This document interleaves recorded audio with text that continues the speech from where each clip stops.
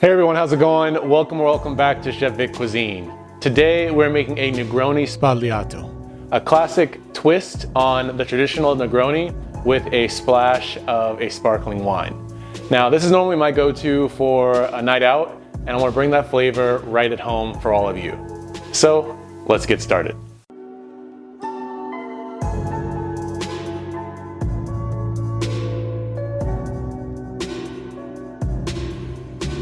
All right, let's dive right into this recipe. First, we're going to need orange peels for the drink. I like getting thin slices and then twisting them into a spiral to release some of that inner aroma. And for the drink itself, we're going to need a shaker filled with ice.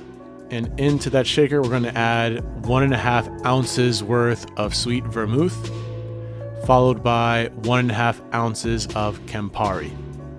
We're going to shake this to combine it, and we're going to strain it into a champagne flute. You want to top this glass with your favorite type of Prosecco, and then stir this gently to combine. You want to garnish the drink with the twisted orange peel, and with that final step, this is ready to be served and enjoyed. Congrats, you've made Negroni Sbagliato right at home. You can substitute the Prosecco with any other sparkling wine you prefer, and if you want a traditional Negroni, you want to use gin instead of a Prosecco. But when you do try this at home, be sure to tag me at Chef Vic Cuisine or hashtag Chef Vic Cuisine so I can see your great takes on this dish. As always, this recipe and many more can be found in my cookbook, Chef Vic Cuisine Volume 4, Enhancing Your Inner Chef. And that's available on Amazon, and I'll be sure to leave a link to that in my description box. Or feel free to click the pop-up on your screen for more information on that as well.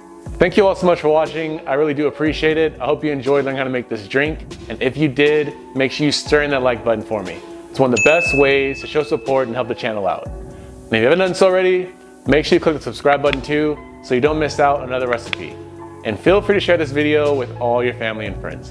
And stay tuned for next week, where I try to make a really easy and tasty dessert, my blondies, a non-chocolate version of a brownie that I think you're gonna love. Well, thanks again for watching. I really do appreciate it. You can always check out my videos on my page now. YouTube thinks you like these videos. Let's see if they're right. And I'll catch you next time on another episode of Chef Vic Cuisine. And until then, peace.